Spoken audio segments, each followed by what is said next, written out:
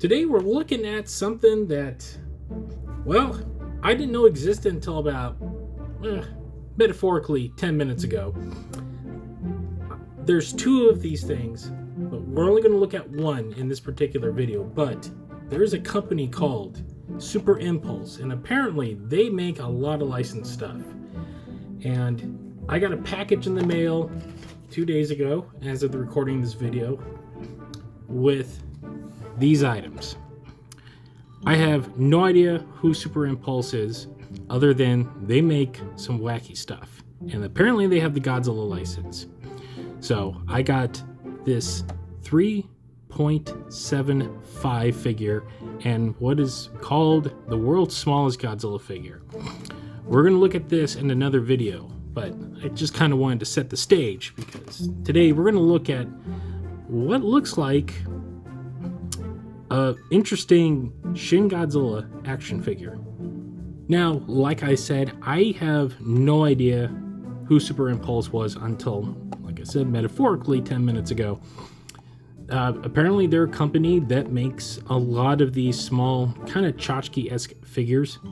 They have quite the line from what I saw on their website. They have licenses for Jay and Silent Bob, Wednesday, some anime stuff, but this Godzilla figure, this is something that's been intriguing me for the last month. This was shown off at the New York Toy Fair. I had no idea what the heck it was, but it looked interesting. And lo and behold, it started popping up. I got this off Walmart's website. Now, Walmart themselves did not sell it, even though Super Impulse's items, a lot of their stuff is sold at Walmart. This was actually bought from another company that sells through Walmart. So it took about 5 days to get to me, but I had no idea what I was getting with these things. I just happened to see them. And like I showed you at the beginning of the video, there was a secondary figure called the world's smallest Godzilla. And I'm like, you know what, let me grab both. These are not terribly expensive figures. This one was $9.99. And I think the world's smallest was another like $7.99. So with shipping and taxes, I think I paid $22 altogether to get everything. So what the heck is this?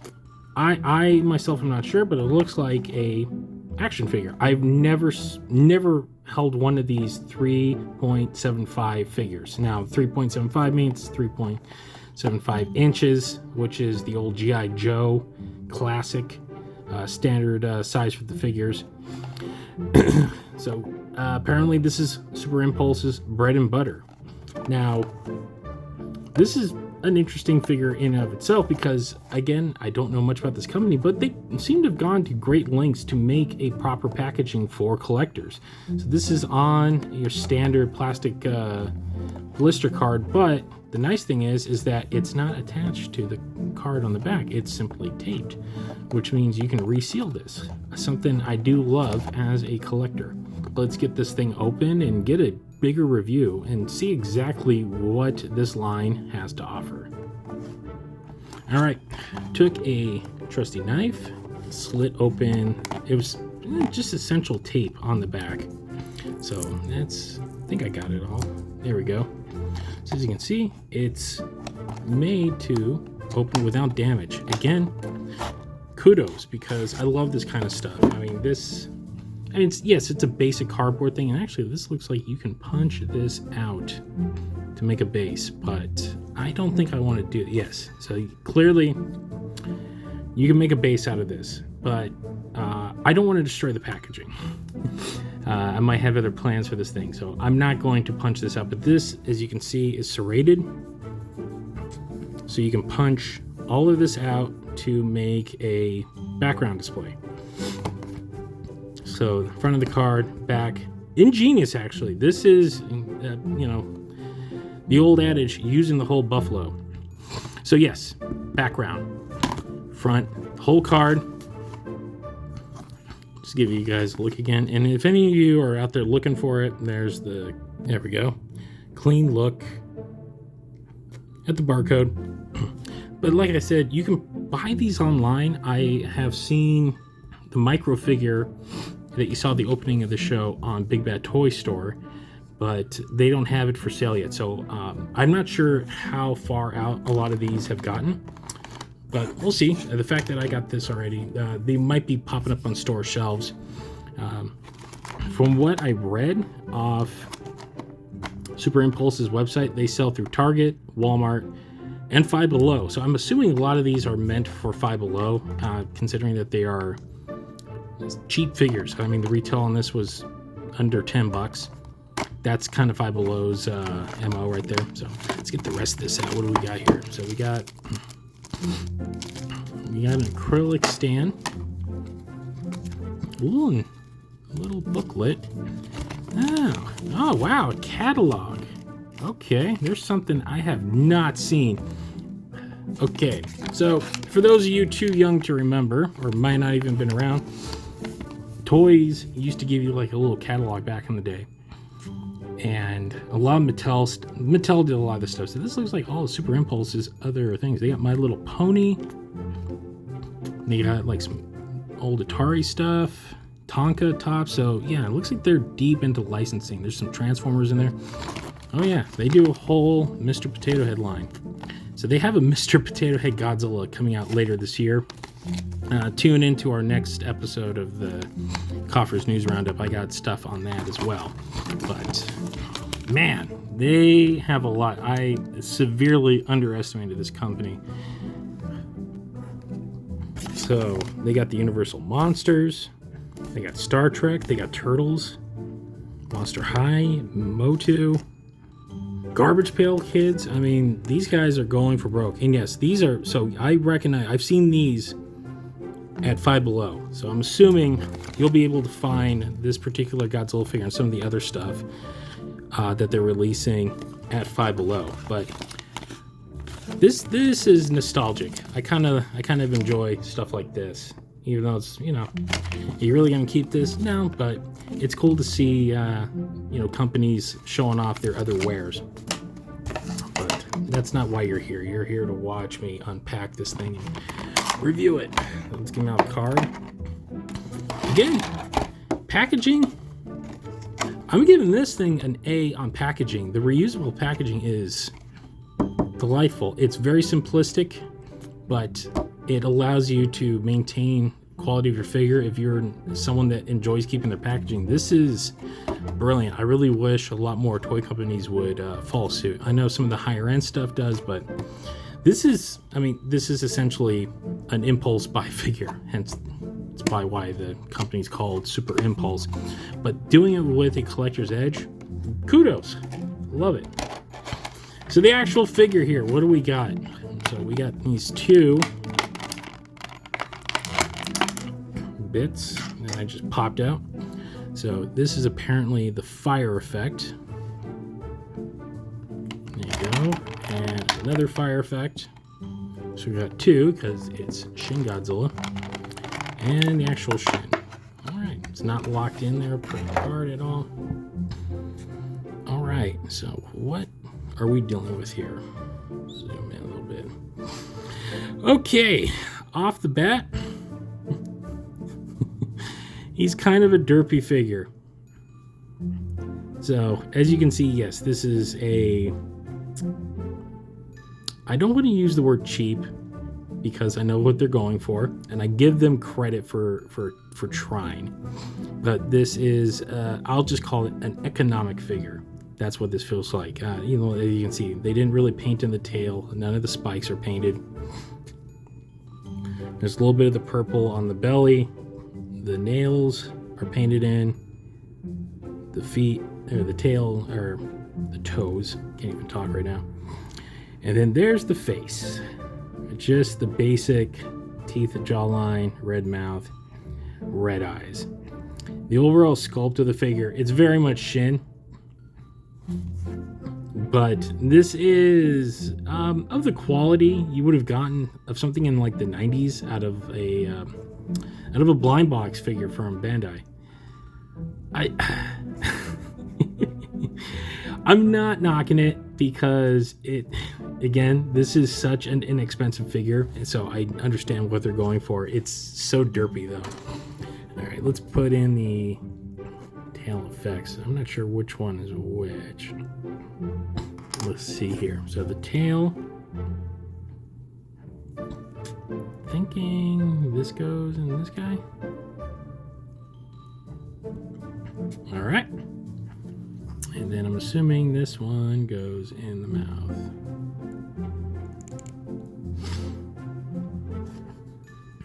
And there you go. That is what you get for about $8-9. Does have this little acrylic stand.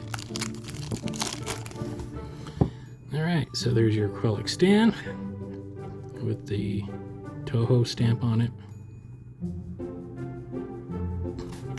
Made in China. All right, let's see how this.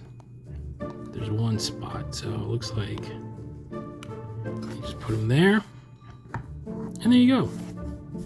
An adorable little figure. So he's very limited in articulation. Hands, legs. Let me get him off here. Legs move. Legs do not move. They are actually in there. They're solid. It's a solid.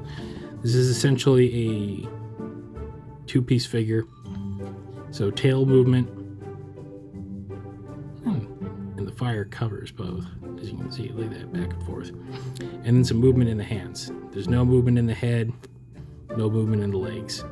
And yeah, he's a very basic figure, but he's an economical figure, and I can't really fault it. Now, my review of the Mega House DX figures, I was a little harsher on the review on that because of the price point. Now, if you're going to give me something that's very basic, make the price point match between $8 to $10, this is perfectly fine. I've seen far worse out there that's being sold for that amount. I mean, you go to any Target right now and look at what the kid versions of the Marvel and Transformer figures are, and they're kind of garbage. This is not garbage. This is pretty fun.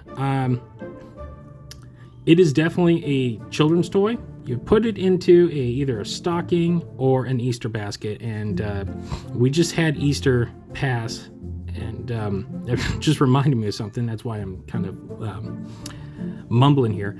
As I was looking on their website to find out where the heck these things were sold, one of their big sales points was these are perfect Easter basket stocking stuffers, if you will. And essentially, yeah, these are stocking stuffers. These are cool little things that, you know, a kid can take to school, you know, play around with, not worry about breaking. If they break, well, you spent $8 on. So the coloring of the flames is interesting. I'm shocked they didn't bother to actually color them in purple, because the white is, yeah, I'm just gonna let your imagination put that together. But beyond that, it's a cool little toy. It's exactly that. It's a toy. This is 1000% a toy. Give it to a kid, have some fun with. And look, if you are an adamant collector of Godzilla and you got to have everything, this isn't bad. This will sit on your shelf properly. As I said, he's definitely bigger than the 3.5, a little over the 3.5 inches that they're marketing these things at. I mean, here's the current Bandai Ultraman Great. He stands about 5.5 inches tall. So even on the platform, that gives you an idea just how big he is. So would I recommend this? Yeah, you know what?